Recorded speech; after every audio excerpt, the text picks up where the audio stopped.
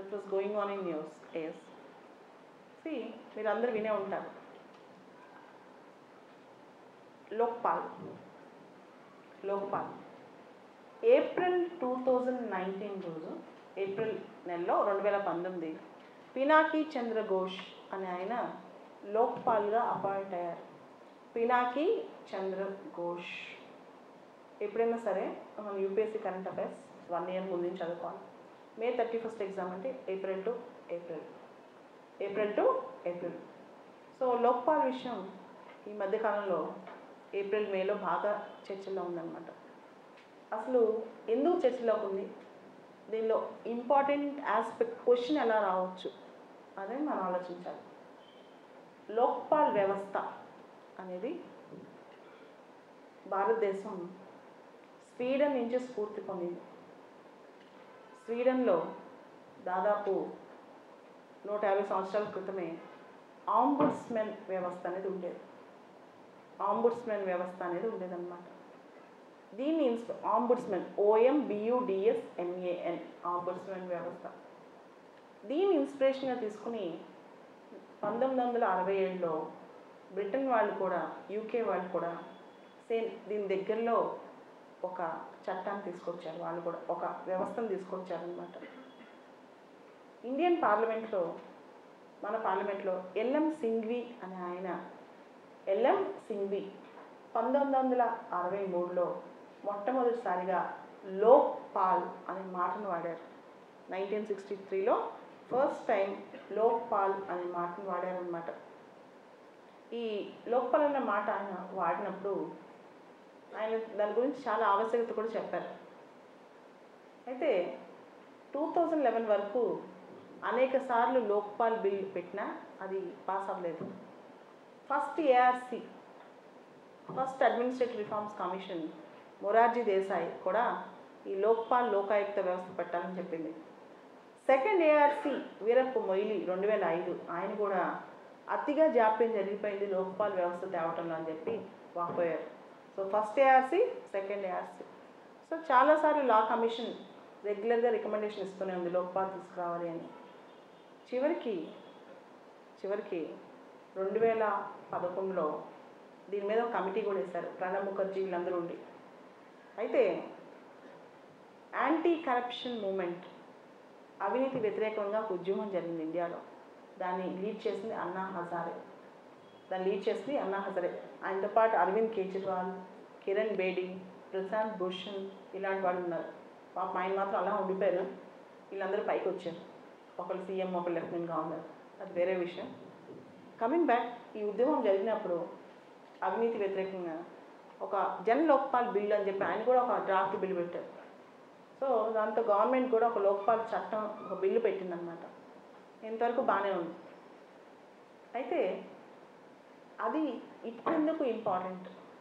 ప్రిలిమ్స్కి important, మెయిన్స్కి important, ఎథిక్స్కి important, ఎస్ఐకి important. ప్రిలిమ్స్కి ఎందుకు ఇంపార్టెంట్? ఫస్ట్ థింగ్, ఈ లోక్పాల్ బిల్లు 2013లో పాస్ అయ్యి 2014 జనవరిలో ఇంప్లిమెంటేషన్లోకి వచ్చింది. కానీ 2019 ఏప్రిల్లో ఎలక్షన్కి 4 రోజులు ఉందనగా మొట్టమొదటిసారిగా లోక్పాల్ అపాయింట్ అయ్యారు. ఇన్ని రోజులు ఎందుకు జాప్యం జరిగింది?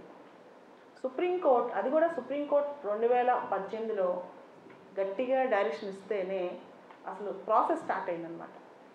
ఎందుకు ఇంత జాప్యం జరిగిందనే దానిలో మీకు 1-2 క్వశ్చన్స్ ఆల్రెడీ 2018 ఫిలిమ్స్లో దీని మీద ఇండైరెక్ట్గా ఒక క్వశ్చన్ అడిగారు, అది కూడా ఇప్పుడు డిస్కస్ చేద్దాం. ఎందుకు ఇంత జాప్యం జరిగింది, అసలు ఏం జరిగింది అంటే, లోక్పాల్ అపాయింట్మెంట్లో 2 రకాల కమిటీస్ ఉంటాయి. ఒకటి సర్చ్ కమిటీ, రెండోది సెలక్షన్ కమిటీ. ఒకటి సర్చ్ కమిటీ, రెండోది సెలక్షన్ కమిటీ అనమాట. ఈ సర్చ్ కమిటీ, సెలక్షన్ కమిటీ ఈ 2 కూడా అపాయింట్ అవ్వలేదు. సర్చ్ కమిటీ అంటే 8 మంది ఉంటారు. దానిలో సర్చ్ కమిటీలో 8 మెంబర్స్ ఉంటారు.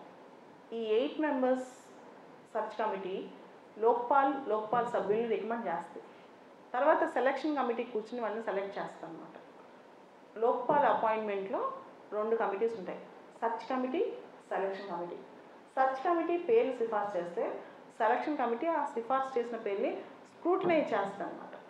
అయితే సర్చ్ కమిటీలో 8 మంది ఉంటారు, సెలక్షన్ కమిటీలో ప్రైమ్ మినిస్టర్ ఉంటారు ఒకటి, రెండోది చీఫ్ జస్టిస్ ఆఫ్ ఇండియా కానీ ఆయన నామినీ కానీ ఉంటారు, మూడోది స్పీకర్ ఉంటారు, నాలుగోది లీడర్ ఆఫ్ అపోజిషన్ ఉంటారు, ఐదోది ఎమినెంట్ జ్యూరిస్ట్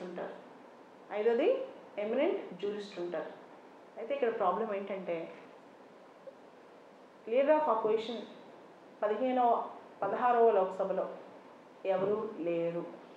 16వ లోక్సభలో లీడర్ ఆఫ్ అపోజిషన్ ఎవరూ లేరు అని చెప్పి ఒక విషయం అన్నమాట.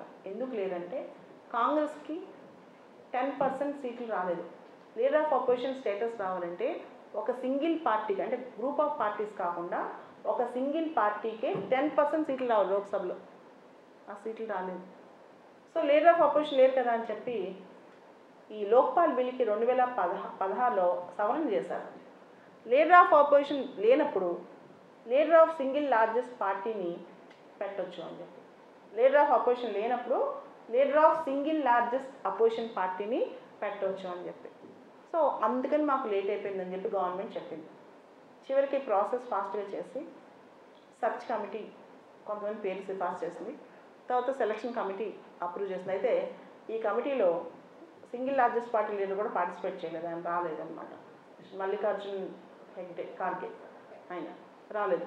రాపోయిన తర్వాత ఏం జరిగింది అంటే పినాకి చంద్రఘోష్. సో మొత్తం లోక్పాల్లో ఒక లోక్పాల్ మ్యాక్సిమం 8 మెంబర్స్ ఉండొచ్చు.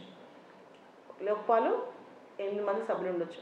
దానిలో సగం మంది జ్యుడిషియల్, సగం మంది నాన్ జ్యుడిషియల్ ఉండాలి. దాంతోపాటు మినిమం హాఫ్ జ్యుడిషియల్ ఉండాలి. దాంతోపాటు half SC, ST, minority, women వీళ్ళలో కనీసం సగం మంది ఉన్నారనమాట, ఉమెన్ వీళ్ళలో. సో ఎందుకు ఈ లోక్పాల్ అంటే ఇది important question for you. First corruption perception index అనే ఒక సూచిక రెగ్యులర్గా ట్రాన్స్పరెన్సీ ఇంటర్నేషనల్ అనే ఒక ఇంటర్నేషనల్ ఎన్జిఓ ఇస్తుంది. కరప్షన్ పర్సెప్షన్ ఇండెక్స్ అనే ఒక సూచిక ట్రాన్స్పరెన్సీ ఇంటర్నేషనల్ అనే ఎన్జిఓ ఇస్తుంది అన్నమాట. ఈ సంవత్సరం అంటే 2018 ఎండ్లో 2019 జనవరిలో ఈ సూచిక వచ్చింది. 180 దేశాల్లో ఇండియా ర్యాంకు 78. అంటే పెద్ద స్కోర్ వస్తే మంచిదని కాదు, పెద్ద స్కోర్ వస్తే వర్స్ట్ అని. ఇంకా పెద్ద బెటర్ అయింది, ఇంతకుముందు ఇంకా చెత్తగా ఉంది స్కోర్. అయితే ఈ ట్రాన్స్పరెన్సీ ఇంటర్నేషనల్ ఏం చేస్తుందంటే సిస్టమిక్ కరప్షన్ స్టడీ చేస్తుంది. వ్యవస్థల్లో ఎలాంటి కరప్షన్ ఉంది అని, బ్యాంకింగ్ రంగంలో ఎలా ఉంది, రెవెన్యూ రంగంలో ఎలా ఉంది, పోలీస్ రంగంలో ఎలా ఉంది చేస్తుంది. అది వ్యక్తిగతమైన కరప్షన్ కేసులు తీసుకోదు. అలా చూస్తే కనుక చైనాలో ఉంది, పాకిస్తాన్లో ఉంది, ఇండియాలో ఉంది. కానీ స్కాండినేవియన్ దేశాలు ఉదాహరణకి ఫిన్లాండ్, నార్వే, స్వీడన్ వీటిలో ఇవన్నీ టాప్లో ఉంటాయి. న్యూజిలాండ్ కూడా టాప్లో ఉంది. కానీ ఇండియాలో ఎంత వర్స్ట్గా ఉందన్నమాట. ఇలాంటి కరప్షన్ రూపుమాపటానికే లోక్పాల్, లోకాయుక్త, సెంట్రల్ లెవెల్లో లోక్పాల్, స్టేట్ లెవెల్లో లోకాయుక్త. ప్రజా ప్రతినిధుల్లో, ప్రభుత్వ ఉద్యోగుల్లో నైతికత పెంచడానికి.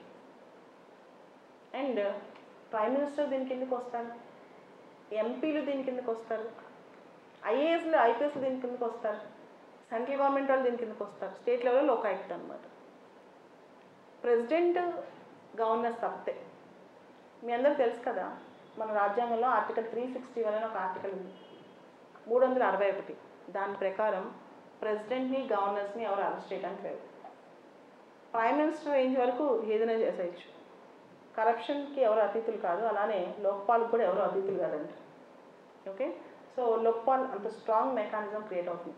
అండ్ సిబిఐ కూడా యాజ్ ఆల్నో ఇండియాలో ఇన్స్టిట్యూషన్స్ అనేవి కొన్నిసార్లు స్వతంత్రత కోల్పోతున్నాయి, స్వయం ప్రతిపత్తి కూడా కోల్పోతున్నాయి. Institutions are losing their autonomy and independence. For that reason though we have CBI, we had Lokpal also. And Lokpal can refer certain cases for investigation to CBI. CBI కొన్ని కేసెస్ రిఫర్ చేయొచ్చు. ఒకసారి లోక్పాల్ సిబిఐ కేసు రిఫర్ చేసిన తర్వాత ఇది investigation officer, ఆ investigation ఆఫీస్ని Lokpal permission లేకుండా transfer చేయడానికి కూడా వీల్లేదు. లోక్పాల్ పర్మిషన్ లేకుండా ట్రాన్స్ఫర్ చేయడానికి కూడా వీల్లేదన్నమాట. సో ఈ పూర్తి లోక్పాల్ వ్యవస్థ గురించి వ్యవస్థ గురించి. మీకు ఎథిక్స్లో రావచ్చు, ఎస్ఏలో కరప్షన్ మీద రాసేయచ్చు ఎక్కడైనా, లేదా ప్రిలిమ్స్లో క్వశ్చన్ రావచ్చు, GS 2లో క్వశ్చన్ రావచ్చు, ఎస్ఏలో క్వశ్చన్ రావచ్చు. ఇట్లా కొన్ని ఏరియాస్ చదివేటప్పుడు ఒకటేసారి డీటెయిల్గా చదివితే రిపీటెడ్గా చదివే అవసరం రాదు.